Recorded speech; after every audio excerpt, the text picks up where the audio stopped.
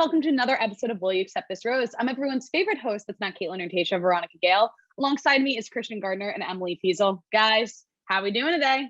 So excited to be back. Fantastic. A lot better than Connor B. More than I thought I would. Yeah, we'll get into Connor B in a little, but let's right now, let's go back into our favorite character, as Liam Plate called him last time, the Weasel, Hunter. Guys, what do we think about Hunter? How do we think he handled that episode? Oof. That was a tough one. It was tough to watch. It was tough to react to. That he creeps me out. I'm gonna say it. He creeps me out. He's just the grumpy old troll. Like, that's just all it was. I enjoyed the roast. I just thought he was gonna come back with it more because I thought that was the point of the whole thing.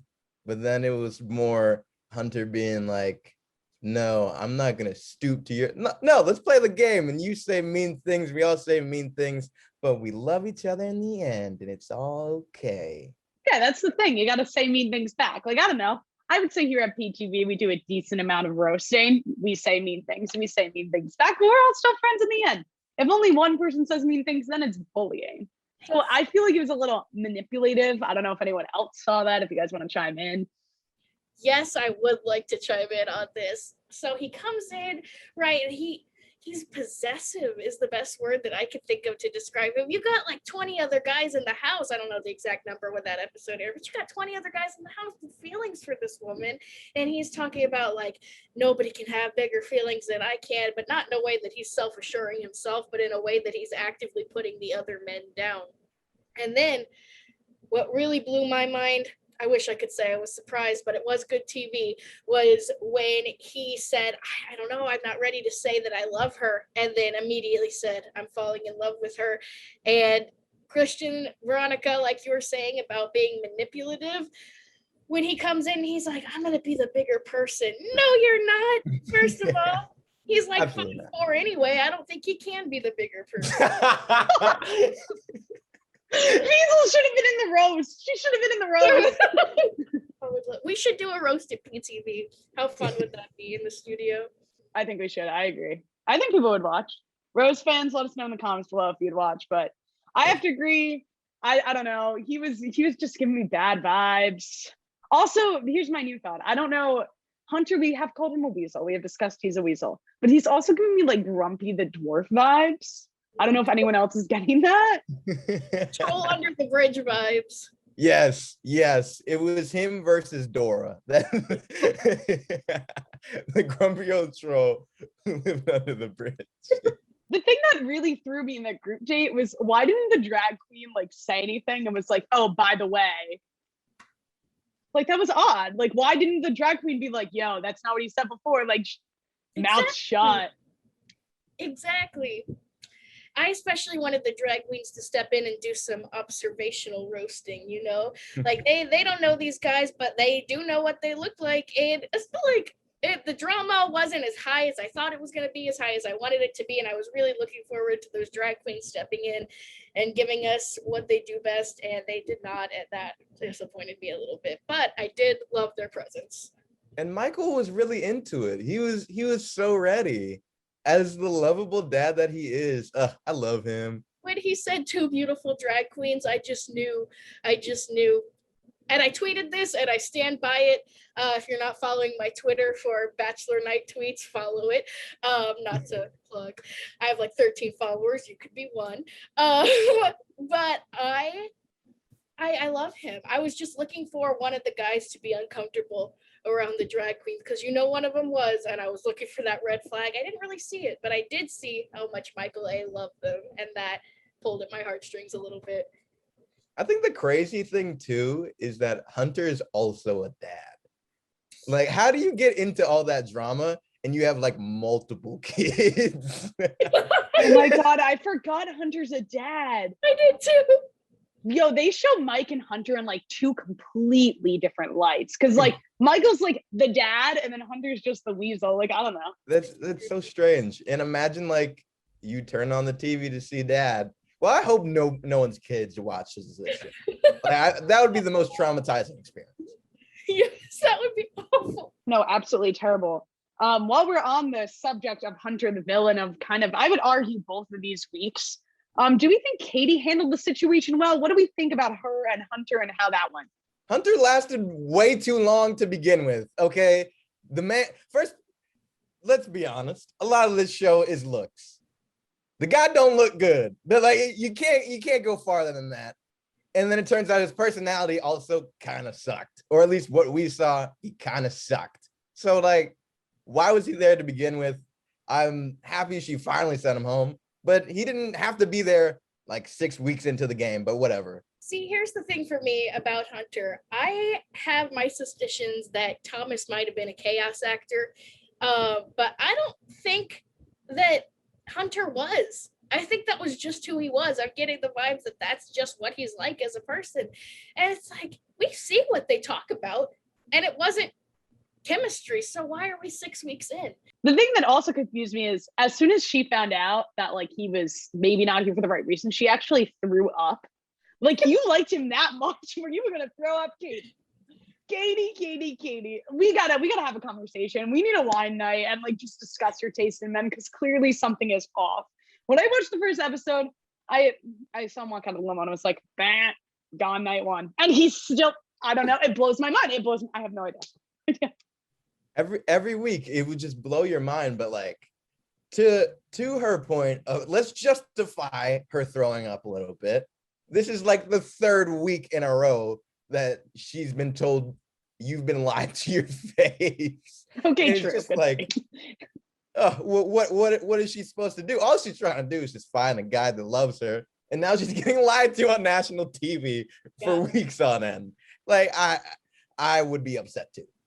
You know, speaking of getting people who are here for the wrong reasons, Veronica, I want your opinion as another woman. If you were the Bachelorette, would you want to be told all the time, I don't think this guy is here for the right reasons? Because I don't think I would. It just takes up time with my other relationships, and I want the guys to trust me that I'll figure it out. So what do you think? I don't see. The thing is, I feel like a lot of times when the guys say they're not there for the right reasons, they just simply don't like them, and it's more of a sabotage thing. Like, if they actually thought they weren't there for the right reasons, yeah, I'd want them to tell me, but that's never what they think. So I feel like just in general, like, I would just say no one tell me anything. Like, I'll figure it out. Because I think eventually, like, you would figure it out. Because probably the bond, like, wouldn't be the same. But I agree. I don't think I'd want to know. Keep it on the DL. I don't need to know. From the Andrew S. perspective, like, he was always like, I'm gonna believe that my relationship will be strong enough. Like, if they aren't there for the right reasons, they're gonna get packed up anyway. So you just kind of worry about what you got going on. But also, you gotta protect your girl, man. You gotta protect her feelings. Is that where you're a Christian, you'd tell? Oh, I have no clue what I would do in that situation. I feel like if I was on The Bachelorette, I would just worry about what I got going on, and then we'll see what happens. I also think that I would have too much fun and they'll pack me up because I'm making too many friends. No, Christian be the guy who like doesn't even care about The Bachelor and just there and just vibe. Like, he's just vibing. He's like vibing in Switzerland. Like, Christian would have been in the cuddle circle of Greg and Connor B. It would have been like a cuddle trio for sure. Do we think at the end though Hunter deserved to go home? What were our thoughts on that? I packed him up weeks ago. Yeah. I don't know. He freaks me out a little bit. I think it's the possessive thing about how absolutely, totally confident he is that she could never choose anybody but him because she's his, you know? And just at the end of the day, even if he wasn't possessive, even if he was shown in the wrong light, does anyone really deserve to go home? You got to choose. You got to get down to one in the end anyway, and that's going to be some casualties of people you liked. Like we saw Andrew S get sent home even though she wasn't sure. Speaking of casualties, this one hurt me in my soul, but before we get into his leaving, let's discuss some one-on-ones. Connor B, my favorite cat man. He had a one-on-one. What did we even think about like this one-on-one in general? In this bubble situation, you can't have a whole bunch of great dates, and Cookout, it was nice. I feel like this is a very normal type date, you know? You go out with your friends and we're gonna have a barbecue. Hey, what do you think of my new boyfriend? So that was kind of cool and normal.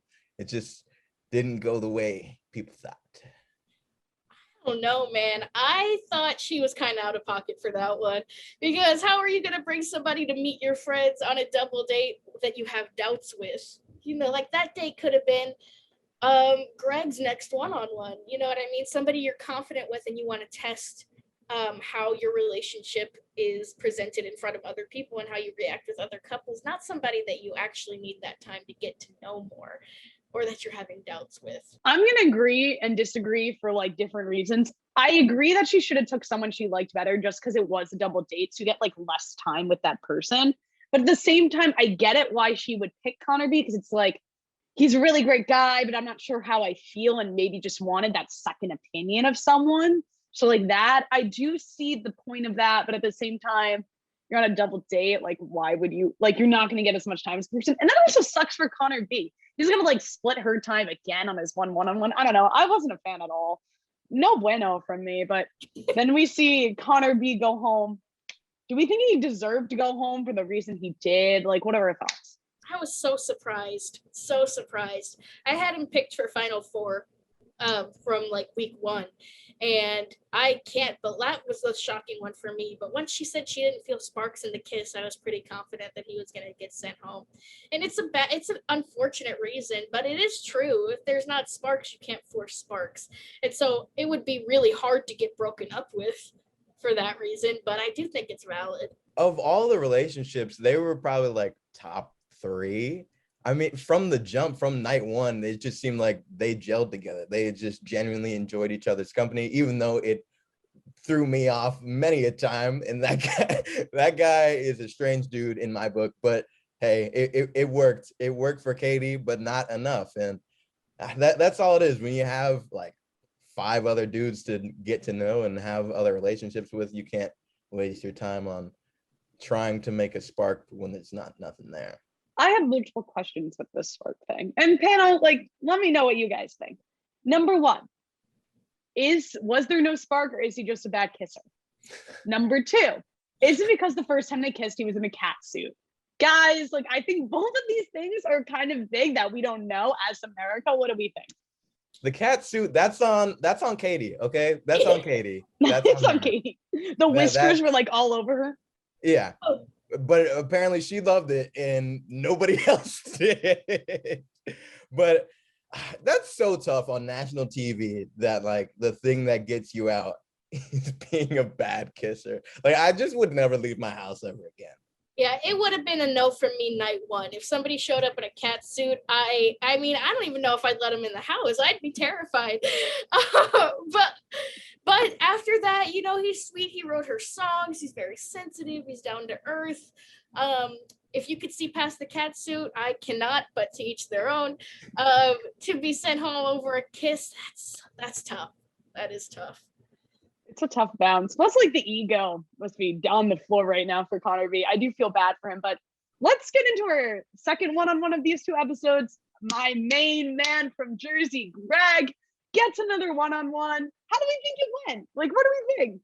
I have an unpopular opinion on Greg.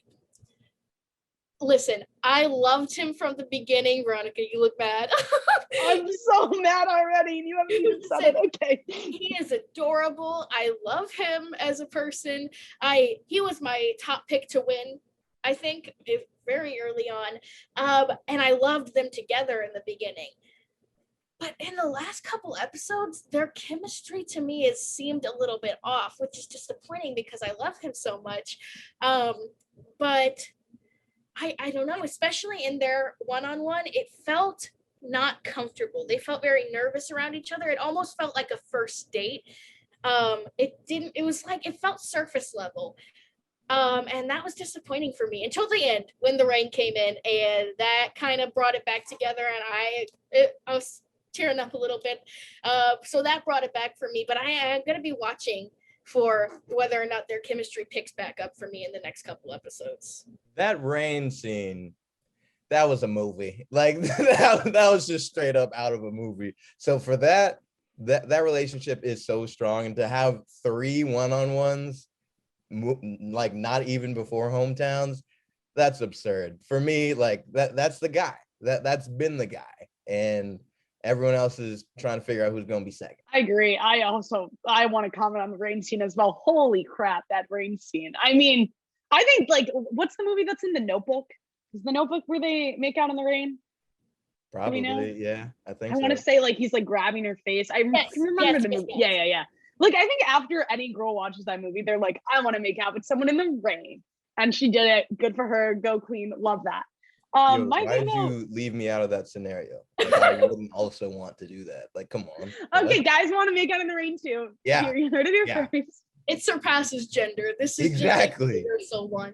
My thing with Greg is I think he'd do so great, just not in this situation. Like I just think he's not made for bachelor life. Like him, like I don't even see him like with the guys, like vibing. You know, like I feel like him and Connor B would vibe, and like no one else. You know, he just gives me like very introvert vibes, but somehow works with Katie. I don't know. I just don't think he vibes there.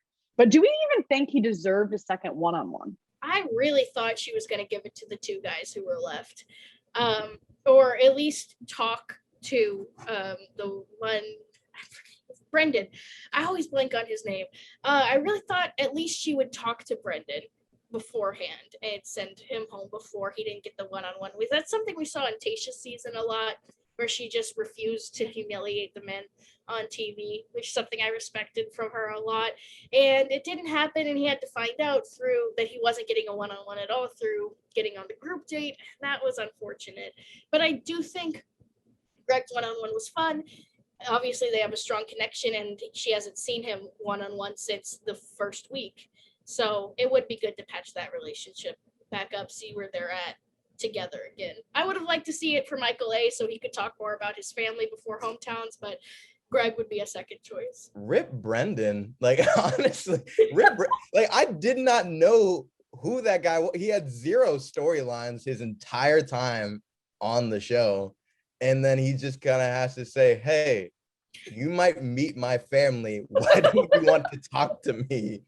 And that's just so unfortunate. Like, that's just a bad run. We didn't even know who this dude was. And he was in the final, what, 6 or 7? So, hey, I guess the guy looks good. I think that I genuinely believe that the Bachelorette season for Brendan is like his villain origin story. He looks a little bit like the villain from The Incredibles. You know what guy I'm talking about? Syndrome? Yeah. That was the worst comparison we've ever made on this show. It's made right now. That Brendan looks like Syndrome. That is terrifying. Oh, I want a side by side. I got it. Don't worry about it. We gotta keep pulling it up, please. Yeah, give me 1 second.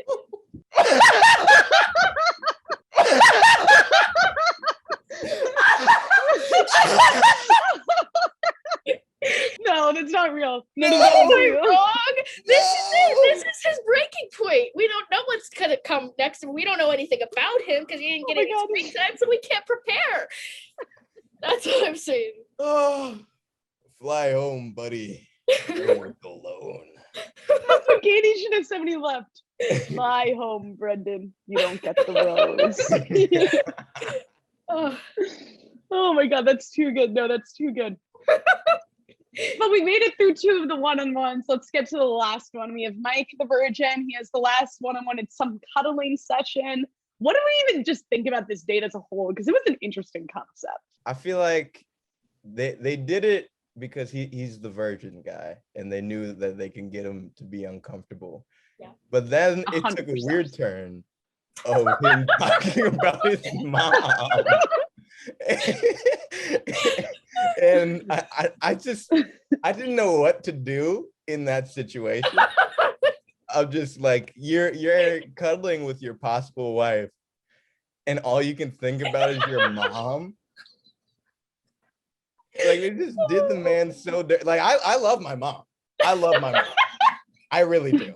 I would love to give my mom a hug right now. But that's not what's gonna come to mind for me. My love language is physical touch, right? I would have loved this date. This date would have, not a first date, but this date would have been great for me. I would have loved it. It would have been so much fun. But why were they in all white? Why was he in all white? Why was he talking about his mom? The whole thing was just so uncomfortable.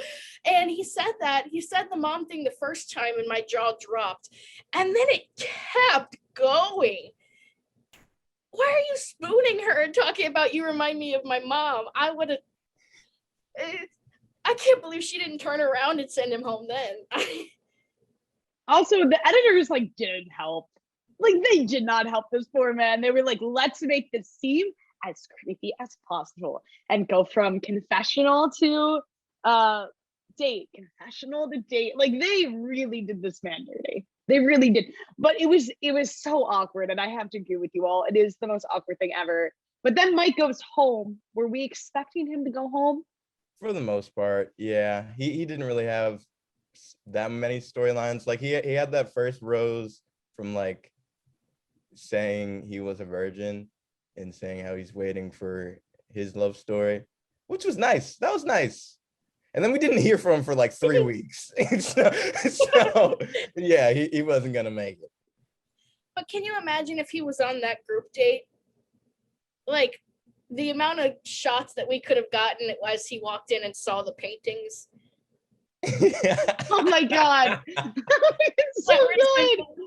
A certain woman's parts, and just this guy who has, I have to imagine, never conceptualized what that looks like, walking in and just seeing a bunch of paintings. What do you know?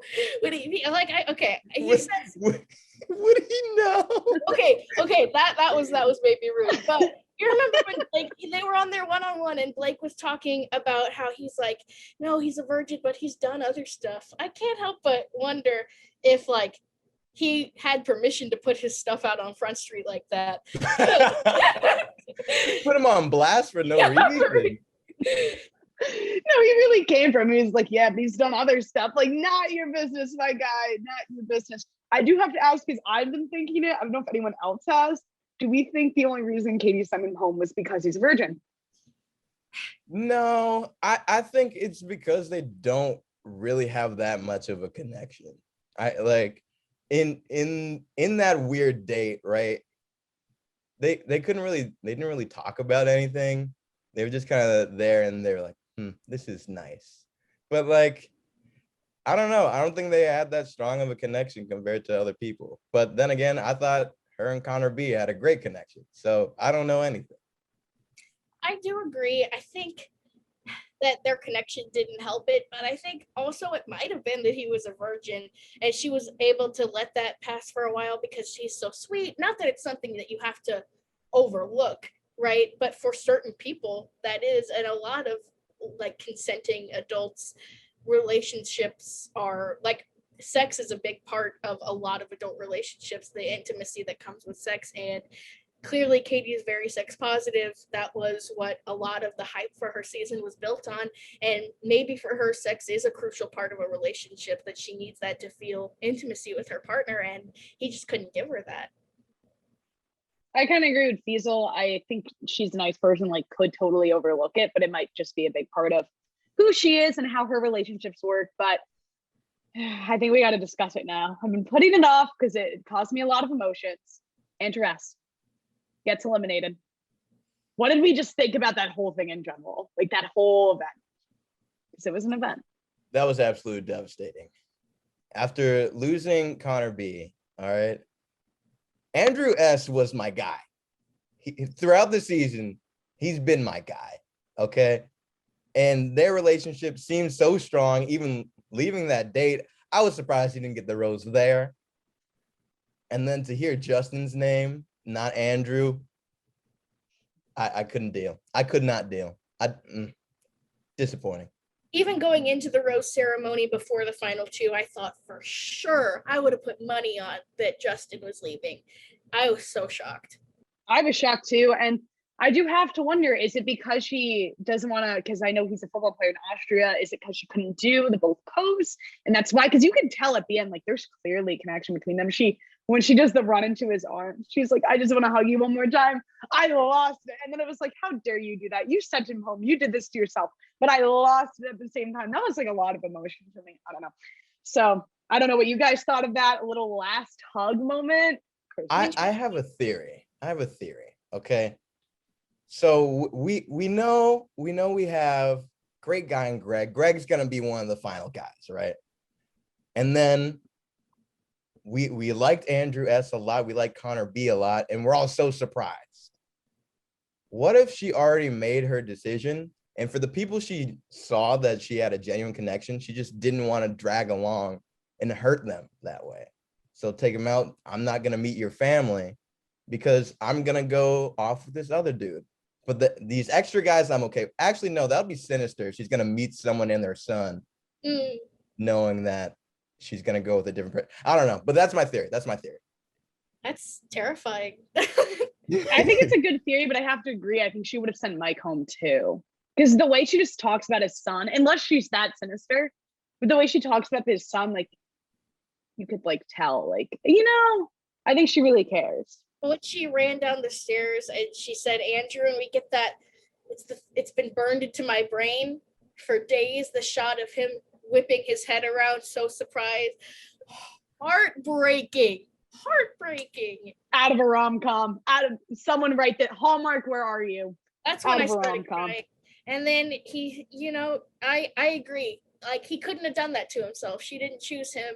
And I thought it was gross for her. I love Katie, but I thought that was gross to ask him to stay when we know that she didn't choose him, and she's going to not choose him again next week because there's a reason she sent him home. You got to always ask for them to choose you, man. Choose me. But also, he looked down bad with the letter. Okay, let's talk about it. Why did you come all the way back and say, hey, if it ever doesn't work out, you know what I'm saying? You know where I stay. Like, come on, bro. Do that off camera. Everyone knows that it happens, like, off the camera. Don't let everyone in America see that. Slide into her DMs later, man. Like, it's not for right now. That is for Instagram and Instagram only. Like, it's true. So dramatic. That sounds like something I would read in a book when I was in 7th grade. So we are coming to the end of our time. So we're going to get to the question I ask every episode. Who do we think is going to win? What are our thoughts? We're down to 4. You have a 25% chance of being right. I really want it to be Michael A. I love him. I love their chemistry. I love how mature their relationship is. But I think it's going to be Greg. I'm with you. I'm thinking it's Greg. I will be kind of upset if it's Blake because something about his face just bothers me. And I can't stand the guy. So I'm going with the Jersey native and Greg. I also think it's going to be Greg, and I think Mike is going to be runner-up. I do have to agree, though, when Blake came in with that boombox, kind of cute. I was a fan.